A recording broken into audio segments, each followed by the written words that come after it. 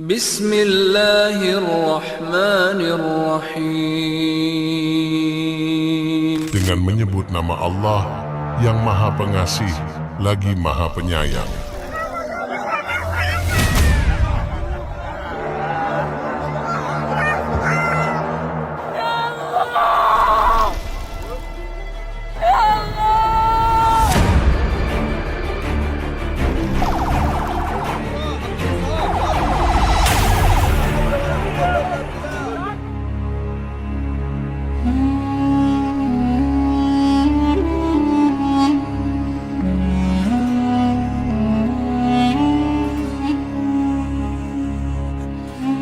Assalamualaikum warahmatullahi wabarakatuh.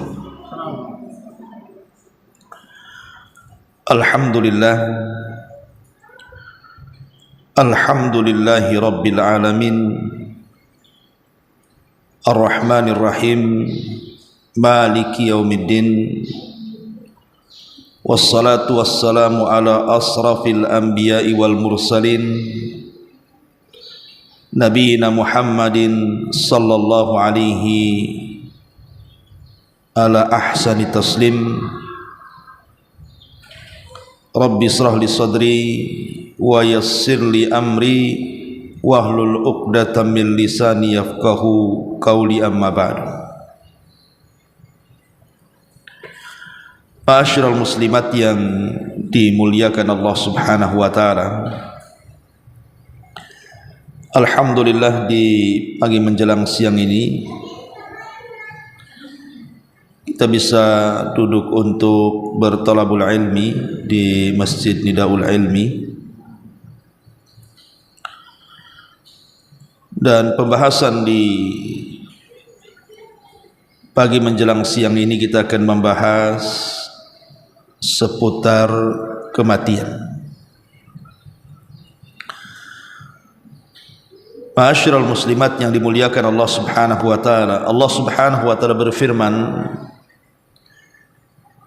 kullu nafsin dha'iqatul maut. Setiap jiwa itu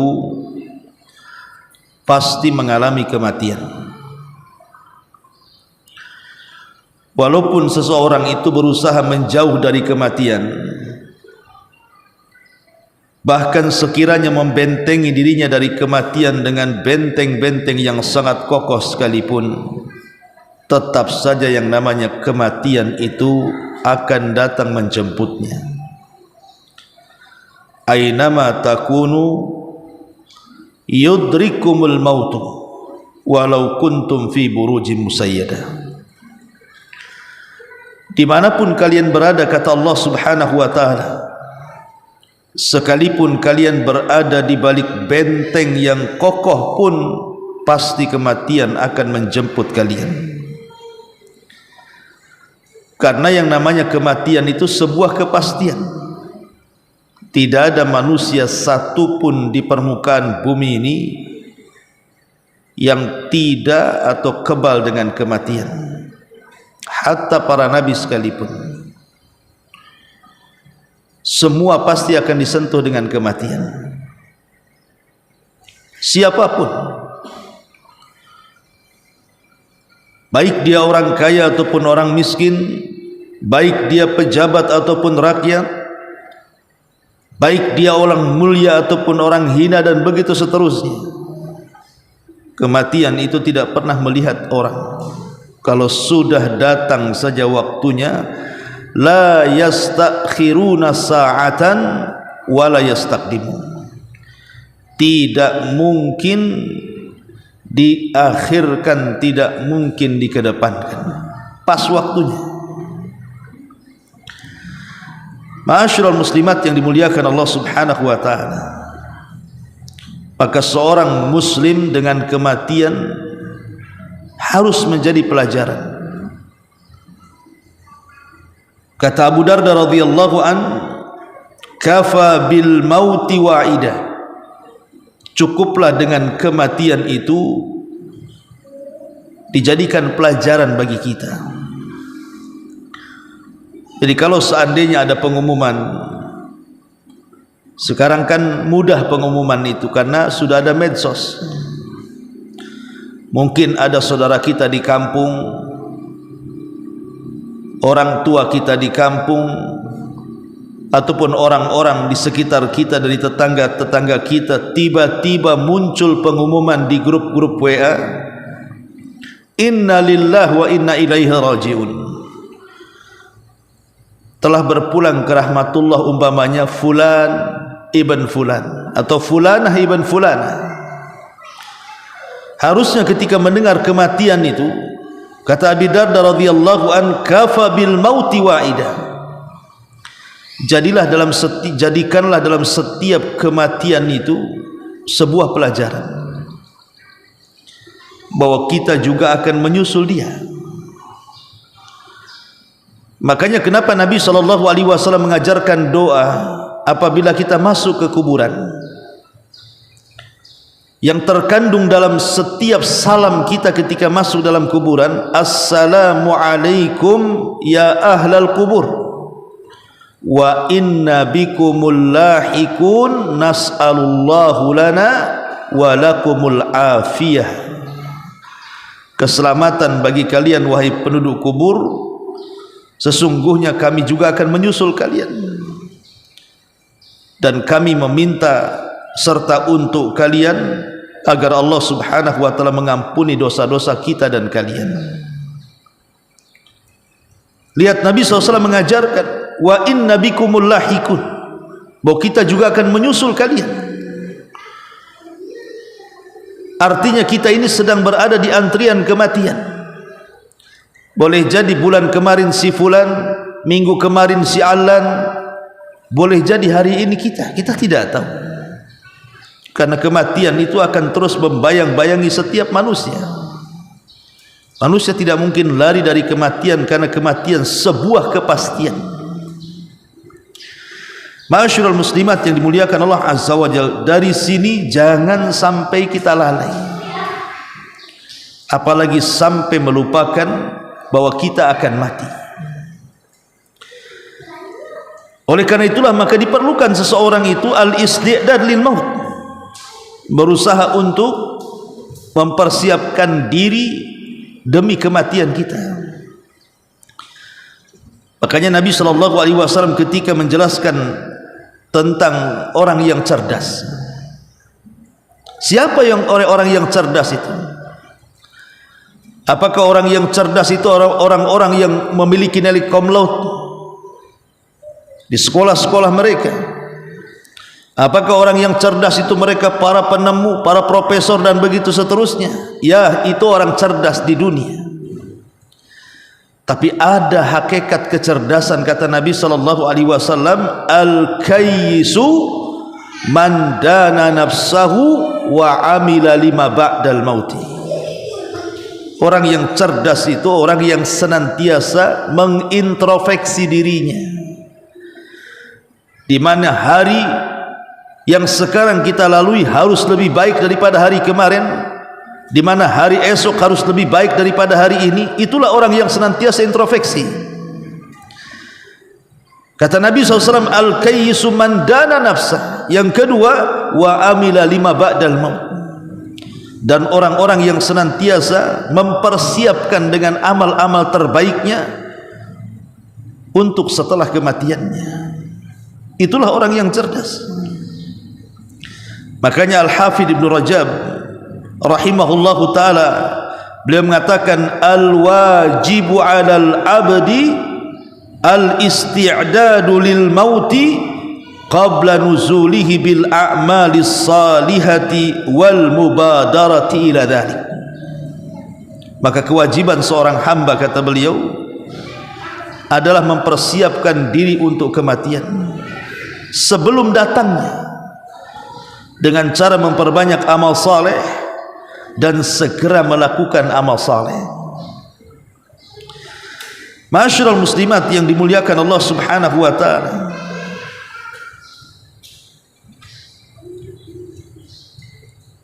Abu Darda radhiyallahu anhu satu hari melihat seseorang yang sudah menjadi jenazah. Jadi ada jenazah lewat di hadapan Abu Darda radhiyallahu anhu. Kemudian dia mengatakan, man hadza, siapa orang ini? Man hadza, siapa orang ini? Faqala Abu Darda mengatakan, hadza anta, ini adalah kamu. Jadi Abu Darda mengatakan, ini adalah kamu kepada orang yang bertanya, jenazah siapa ini? Sekali lagi Abu Darda melihat jenazah. Tiba-tiba datang seseorang ke Abu Darda menanyakan, ya Abu Darda, ini jenazah siapa? Kata Abu Darda, ini kamu, kepada orang yang bertanya. Maka orang ini mengatakan, ya Abu Darda, aku masih hidup. Yang mati bukan aku ingin bertanya kepadamu, siapa orang itu yang mati itu? Maka Abu Darda radhiyallahu anhu mengatakan, kenapa saya katakan ini kamu? Karena Allah mengatakan, innaka mayyitun wa innahu mayyitun, engkau akan mati sebagaimana dia sudah mati. Ya memang orang itu yang mati, tapi engkau juga akan menyusul dia. Kemudian dia mengatakan, wahai fulan, kalau seseorang diingatkan dengan kematian, fa'udda nafsaka, maka siapkan dirimu. Ma'asyiral muslimat yang dimuliakan Allah Subhanahu wa taala. Wahab Ibn Munabbih rahimahullahu taala, beliau mengatakan, yunadi munadin abna'u sittin uddu anfusakum fil mauti. Kata Wahab Ibn Munabbih, dia mengatakan, kalau seandainya ada orang yang memanggil diri kalian, wahai orang-orang yang usianya sudah 60 tahun, persiapkan diri-diri kalian dari kematian. Wahai orang-orang yang berusia 60 tahun, persiapkan diri-diri kalian untuk kematian. Kenapa Wahab bin Munabbih mengatakan seperti itu? Karena Nabi SAW membatasi usia umat Islam itu 60 sampai 70 tahun. Maka dia mengatakan seperti itu. Dan perkataan yang sama dikatakan oleh Sufyan Ats-Tsauri rahimahullahu taala, man balagha sinna Rasulillah sallallahu alaihi wasallam falyattakhid nafsahu kafana. Siapa yang usianya sudah sama dengan usia Nabi. Berapa usia Nabi? 63 tahun. Kata Sufyan Ats-Tsauri, falyattakhid nafsaha kafanan, sebaiknya belilah kafan, siapkan kafan untuk mengkafaninya. Lihat bagaimana para ulama salaf mengingatkan dari segi usia. Tapi bukan berarti kemudian persiapan kematian itu kalau sudah usianya 60 tahun, tidak. Para ulama ini hanya melihat dari segi sabda Nabi SAW bahwa usia umat itu dibatasi 60 sampai 70 tahun. Yang namanya persiapan kematian ya sebelum itu. Dari sekarang kita harus menyiapkan kematian, baik usia kita masih 30, 40, 50, karena yang namanya kematian itu tidak pandang usia. Cuman umumnya kalau orang sudah usia 60 tahun ke atas itu lebih dekat dengan kematiannya. Ma'asyiral muslimat yang dimuliakan Allah Subhanahu wa taala, Rabi ibn Khaytham rahimahullahu taala, Rabi ibn Khaytham, dia mengatakan, aksiru dzikra hadzal mauti fa innahum lam tazuqu qablahu mithlah. Kata Rabi ibn Khaytham, ingatlah kalian atau perbanyaklah oleh kalian ingat akan kematian ini, karena kalian tidak akan merasakan yang seperti kematian. Kenapa kemudian beliau mengingatkan soal sakaratul maut?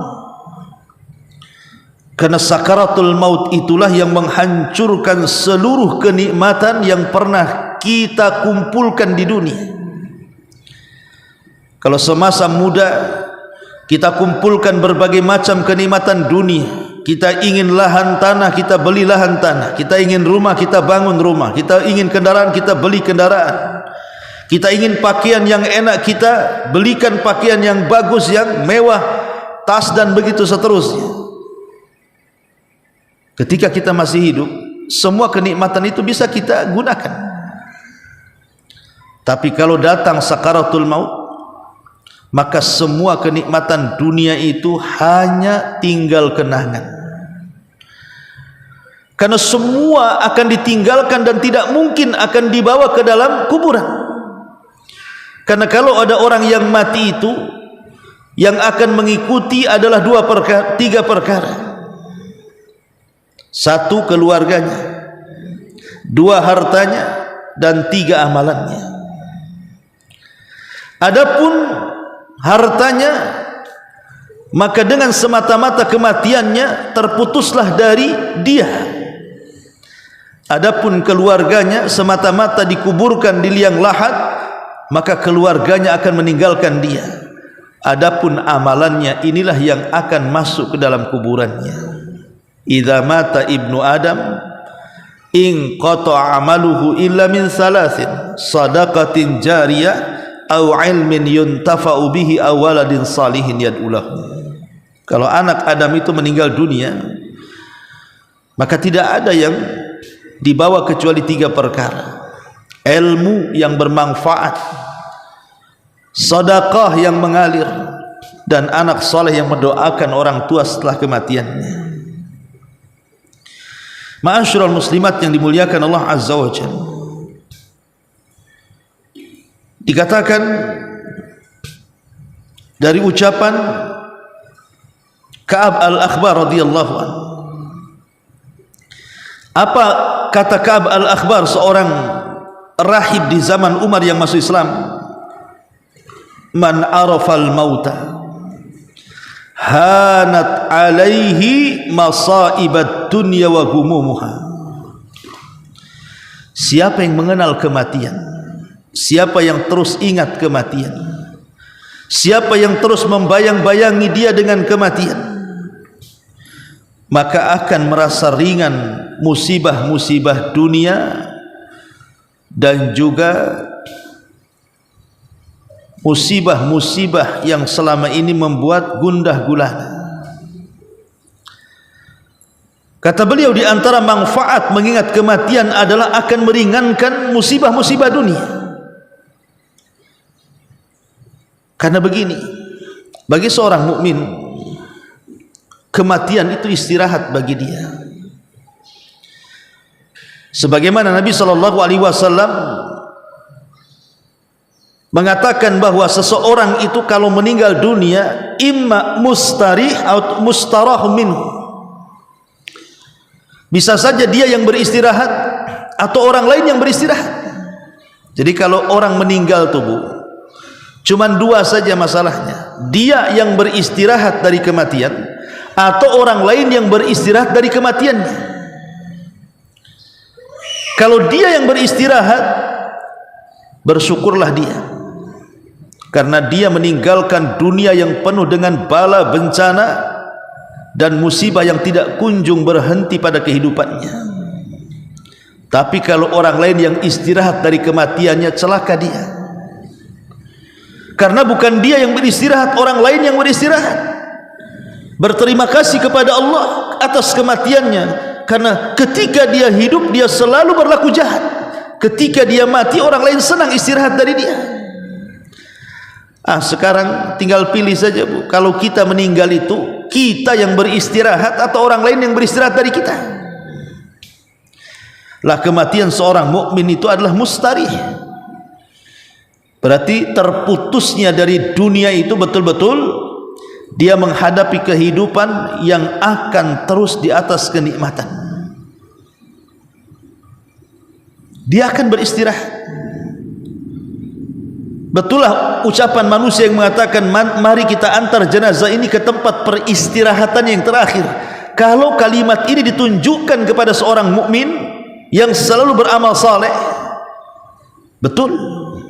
Tapi kalau kalimat ini ditunjukkan kepada orang jahat, ingat, kuburan itu bukan akhir perjalanan dia, bukan akhir tempat peristirahatan dia. Justru dia akan mempertanggungjawabkan semua yang dilakukan dia selama di dunia, apakah baik ataukah buruk. Makanya di sini Ka'b al-Akhbar mengatakan bahwa man arafal mauta hanat alaihi masaibud dunya. Siapa yang ingat kematian maka hilanglah masalah-masalah dunia. Masyarul muslimat yang dimuliakan Allah Azza wa Jalla, Umar bin Abdul Aziz rahimahullahu ta'ala mengatakan, man aktsara dzikral mauti ijtara'a minad dunya bil yasir wa in istash'arta dzikral mauti fi lailik aw naharik bughidha ilaika kullu fanin wa hubbiba ilaika kullu bakin. Kata Umar bin Abdul Aziz, dia mengatakan, barang siapa yang memperbanyak mengingat kematian, barang siapa yang banyak mengingat kematian, bagi dia dunia itu perkara ringan. Sebab engkau kalau merasakan dengan cara mengingat kematian di malam dan di siang harimu, maka engkau akan dibencikan kepadamu sesuatu yang mudah musnah, dan akan dicintakan kepadamu sesuatu yang akan kekal. Dan kekekalan tidak mungkin ada kecuali di akhirat. Surgalah yang kekal atau neraka yang kekal. Dunia ini tidak akan kekal.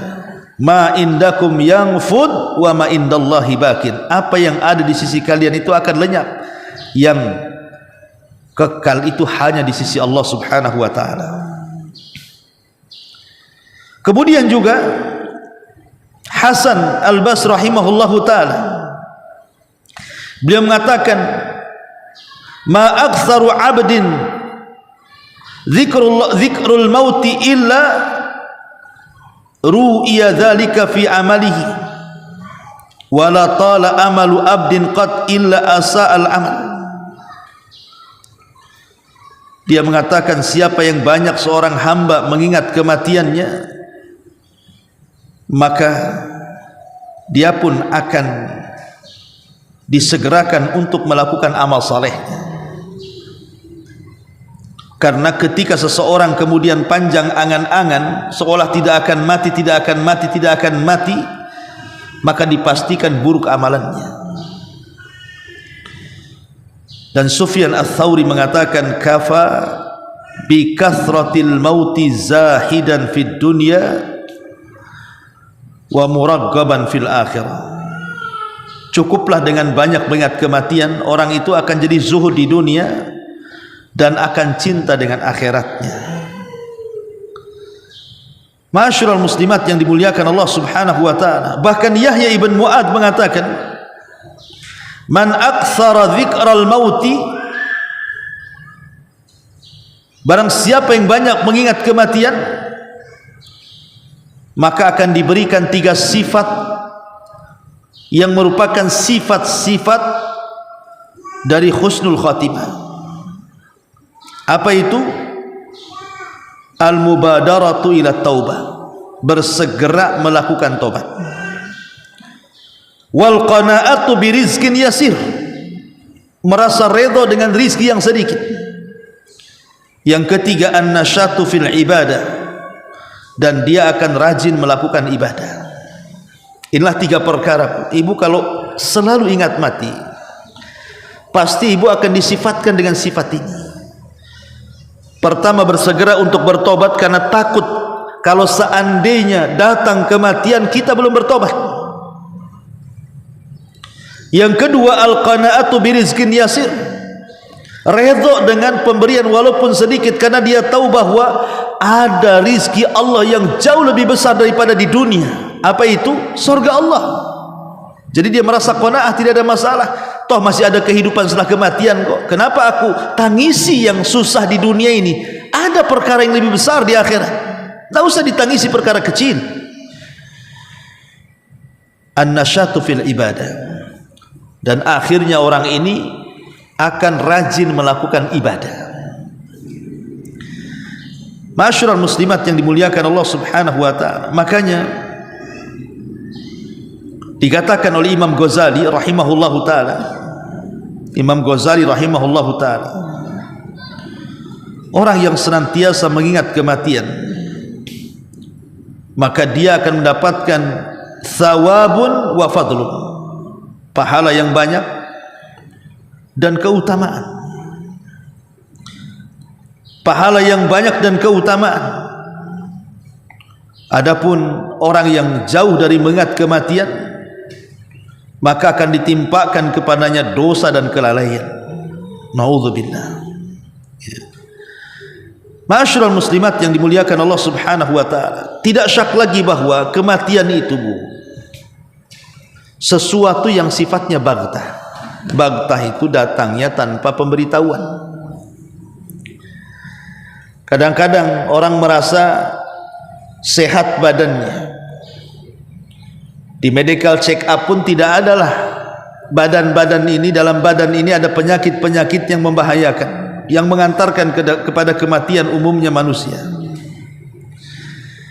Tapi karena kematian itu sifatnya baghtah, datangnya tanpa pemberitahuan, tiba-tiba saja malaikat maut datang.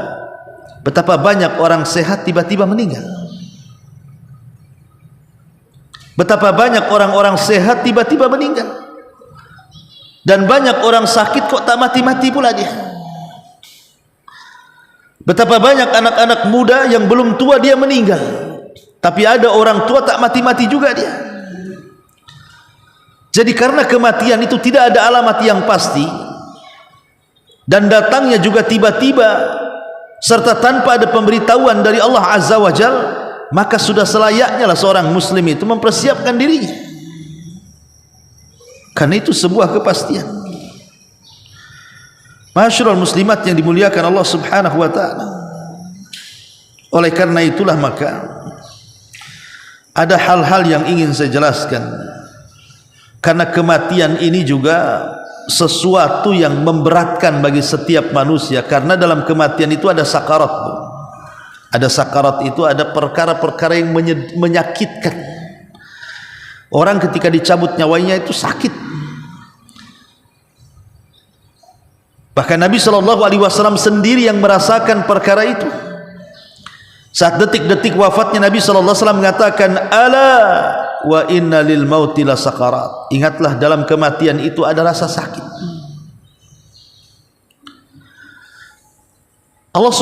Nabi SAW mengatakan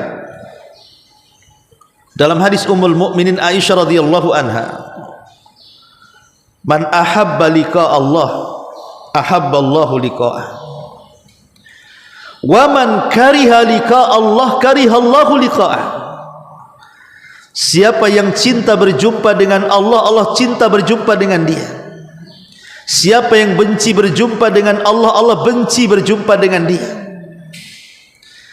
Jadi ada orang-orang yang Allah cintai saat menghadap kepadanya, dan ada orang-orang yang Allah benci saat berpulang ke hadapannya. Lah tentu kita hanya ingin menjadi orang-orang yang Allah cintai saat kita berjumpa dengan Allah. Dan salah satu perjumpaan kita dengan Allah itu saat sakaratul maut. Saat sakaratul maut itulah kita akan diberjumpakan dengan Allah, karena ruh kita ini akan diangkat ke langit,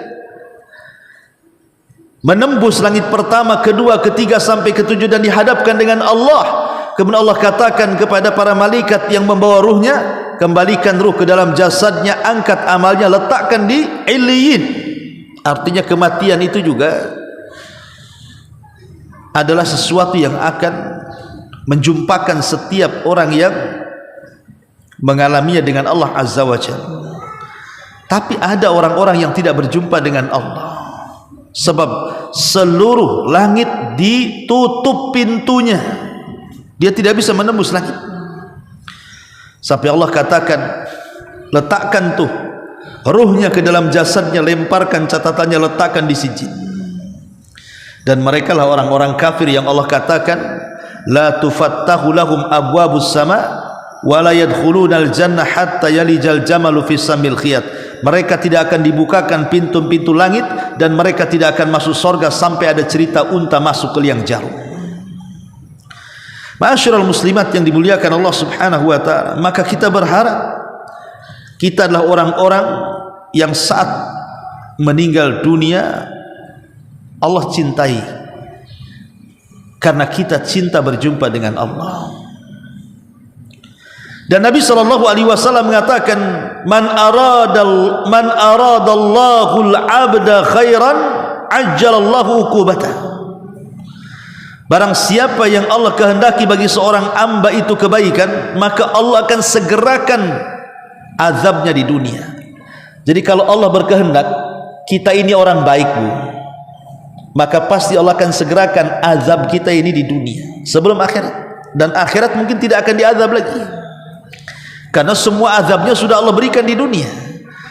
Boleh jadi azab itu berupa musibah, entah musibah kesehatan, entah musibah keluarga, entah musibah orang lain, entah musibah ekonomi, macam-macam lah musibah itu kan. Tapi dia bisa melewatinya ya.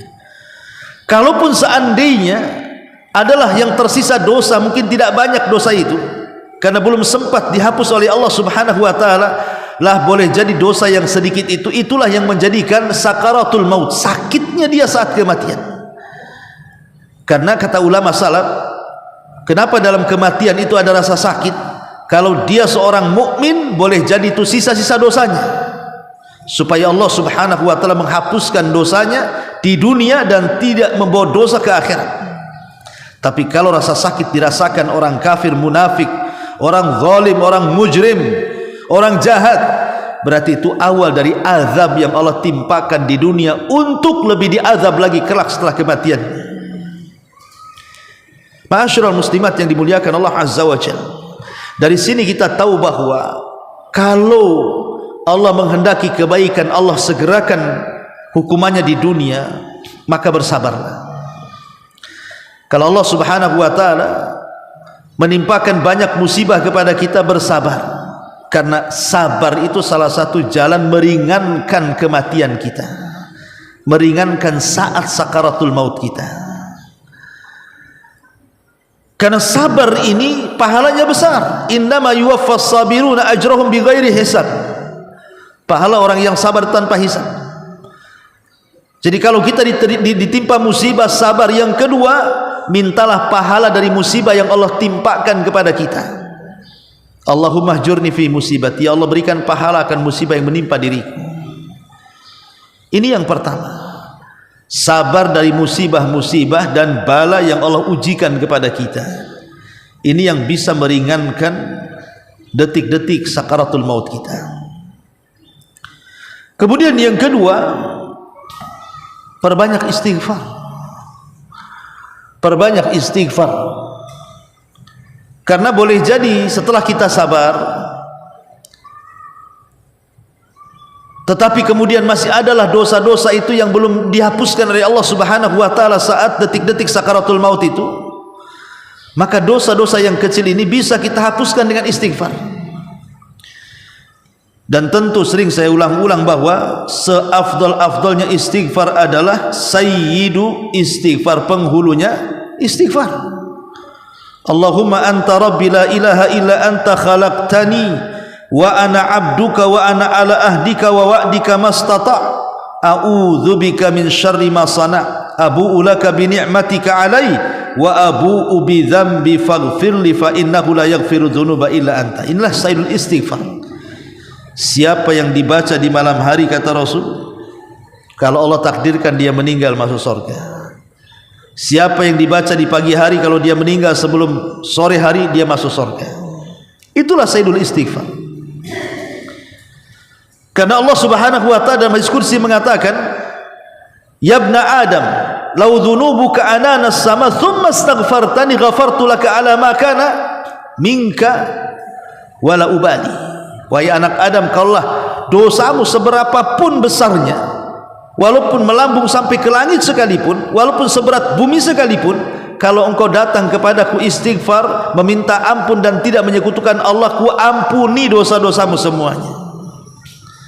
Maka ini cara yang kedua, perbanyak istighfar supaya meringankan kematian kita. Ya. Pertama, sabar untuk menghilangkan kesalahan dan keburukan kita, karena kalau kita sabar dari musibah itu, Allah akan gugurkan kesalahan kita. Lah, untuk menggugurkan kesalahan-kesalahan sedikit saat-saat sakaratul maut itu, maka perbanyak istighfar. Karena dosa sebanyak apapun kalau digempur dengan istighfar itu akan hilang. Dan tentu mentauhidkan Allah, tidak menyekutukan Allah Subhanahu wa taala. Kemudian yang ketiga, hindari hak-hak orang lain. Kalau bisa kita kembalikan hak-hak orang lain, terutama masalah hutang piutang.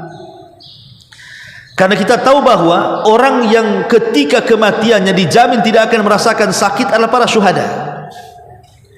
Para syuhada itu ketika meninggal tidak akan merasakan sakitnya, kecuali dia punya hutang. Kecuali dia punya hutang. Kalau dia punya hutang, kata Nabi SAW, yughfar, diampuni,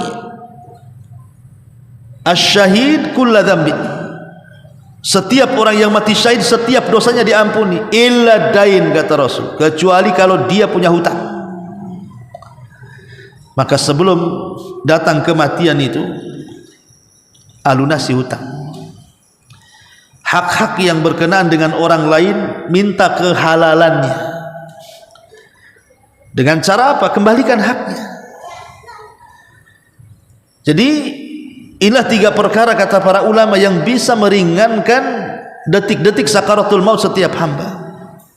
Bersabar dari musibah, kemudian perbanyak tobat dengan memperbanyak istighfar, kembalikan hak-hak manusia. Ma'asyiral muslimat yang dimuliakan Allah Azza wa Jalla,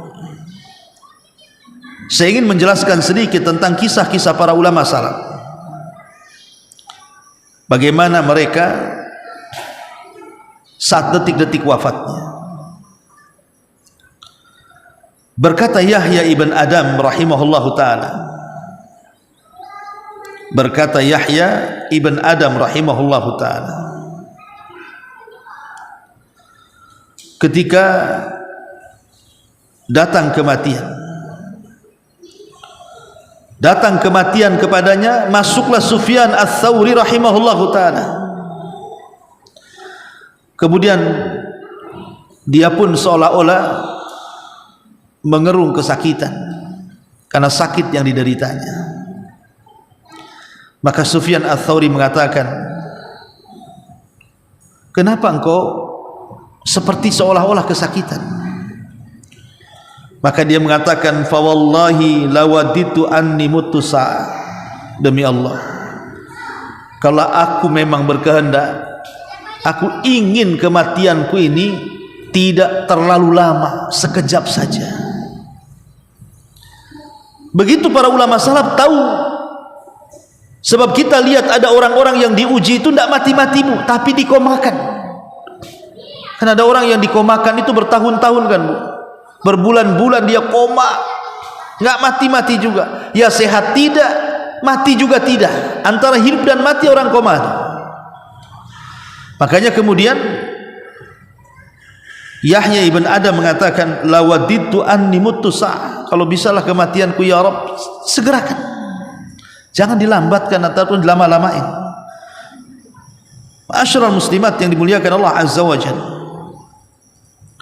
Kemudian ketika Ibrahim An-Nakhai rahimahullahu ta'ala sedang sakit, Faqalu, maka sahabat-sahabatnya mengatakan, ya Aba Imran, ma yubki. Jadi Ibrahim An-Nakha'i saat sakit itu dia menangis. Jadi orang-orang di sekitarnya dari kerabat dan sahabatnya mengatakan, apalah yang membuat engkau menangis wahai Aba Imran, kunyah daripada Ibrahim An-Nakha'i ini. Qala, maka kata Ibrahim An-Nakha'i, wa kaifa la abki wa ana antadiru rasulan min rabbi yubashshiruni imma bihadihi wa imma bihadihi. Bagaimana tidak nangis aku, kata Ibrahim An-Nakha'i. Bagaimana aku tidak menangis? Sementara aku ini tinggal nunggu saja utusan dari Allah Subhanahu wa ta'ala yang akan menghabarkan kepadaku dengan berita yang baik atau dengan berita yang buruk. Maksudnya malaikat maut. Itulah ketakutan para ulama, padahal mereka ulama lah. Ibrahim An-Nakha'i itu ulama dunia, Bu. Ulama dunia, ulama yang alim, zahid, wari', diupuji para ulama. Tapi saat kematiannya dia mengatakan, bagaimana aku tidak menangis sementara aku sedang menunggu utusan Allah yang membawa berita kepadaku dengan berita kebaikan atau berita keburukan. Harusnya kita yang takut seperti itu, bukan mereka. Ma'asyiral muslimat yang dimuliakan Allah Azza wa Jalla. Bahkan Yunus ibn Ubaid rahimahullahu ta'ala, dia pun menangis. Kemudian dikatakan kepada Yunus ibn Ubaid, wa ma yubkika ya Aba Abdillah, apa yang membuat anda menangis wahai Aba Abdillah? Ini kunyah daripada Yunus ibn Ubaid. Kemudian dia mengatakan, qadamayya lam tughbara fi sabilillah, aku menyesal kenapa kedua kakiku tidak digunakan untuk jihad di jalan Allah dan tersentuh debu-debu para mujahidin, katanya. Subhanallah, ya. Ma'asyiral muslimat yang dimuliakan Allah Subhanahu wa ta'ala. Umar bin Abdul